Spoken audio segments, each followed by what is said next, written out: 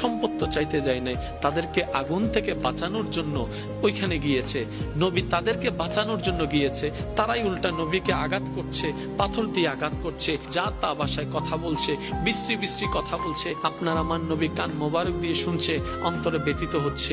এক পর্যায়ে পাথর একটা এসে নবীর রহমতুল্লিল আলমিনের শরীরের মধ্যে আঘাত করলো। আঘাত করার পর আপনার আমার নবী দাঁড়ানো থেকে বসাই গেল। বসে যাওয়ার পরে জিব্রাইল বলে, আল্লাহ তোমার হাবিবকে এত কষ্ট দিচ্ছে, তুমি কেমনে সহ্য করে রইলা গো আল্লাহ? আল্লাহ তুমি কিছু একটা তো করো। এবার রব্বে করিম হুকুম দিলেন, জিব্রাইল এখনই যাও, আমার হাবিবের কাছে পয়গাম পৌঁছায় দাও। আমার হাবিব যা বলে তুমি তাই করে দিও। যদি নবী বলে তায়েফকে উল্টাই দিতে, তুমি সাথে সাথে সেটা করে দিও। বলেন সুবহানাল্লাহ।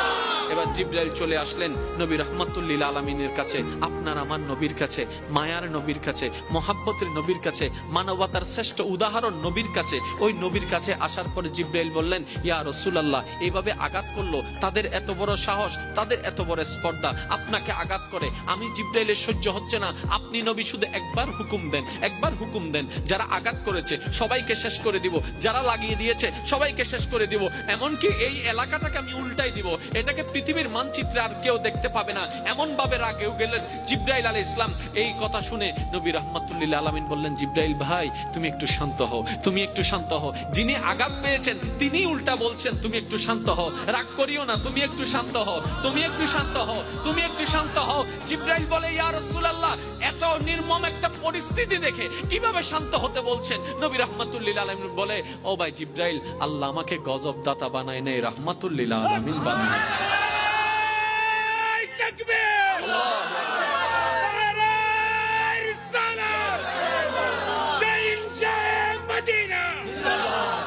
উচ্চ আওয়াজ একবার বলেন না সুবহানাল্লাহ। আপনি না সেই নবীর উম্মত? আপনার নাম